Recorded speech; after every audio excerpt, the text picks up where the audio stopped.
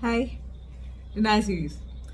Okay, so my work both across the film business and the tech business is essentially around making the unconscious conscious, and this is a combination of many things: psychology, philosophy, science, tech, spirituality, and it's a very interesting career choice. And I feel a lot of people who and one denial that we all have, we didn't even know I'm lying, is that I'm really responsible and I really know how to solve problems. I'm good at solving problems. I hear this all the time.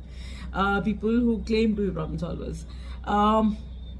And this is where subconscious plays a very strong part.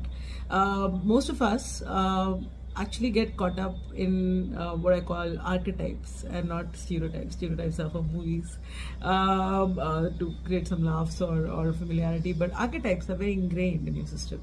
So the three archetypes which kind of make you not dependable or good at solving problems by default are victim, savior, martyr. And we actually almost look up to the two of them.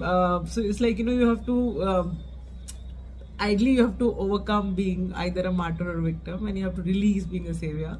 But most of it actually get attached to the idea of being either of these. How does this work?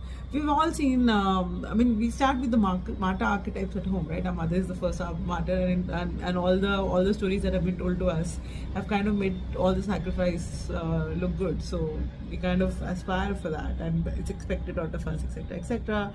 Gender has nothing to do with it. So that's number one. It's the feminine and the masculine. Second is victim. It allows you to play small. It allows you to not take responsibility. It allows you to kind of look for help all the time. And some of us actually enjoy it because this victim archetype is really attractive to a lot of people, especially if they want to be saviors.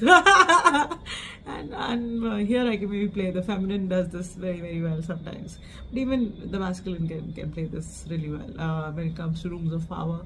In rooms of power, you'll see the masculine play the victim to the person in power by default, and the person in power likes to play the savior. They like to save the day. Save the day almost seems like a heroic act, but is it really? In all of these archetypes, what we've done is we've kind of made you a box, and you kind of live in that box because that box becomes the identity, and you're not able to let go or release any of these archetypes. It becomes part of your personality. Personality is just a thing that you put on because that becomes your armor against the world at large, and this is detrimental to society at large, because ultimately all we have to do is become very interesting platonic mirrors.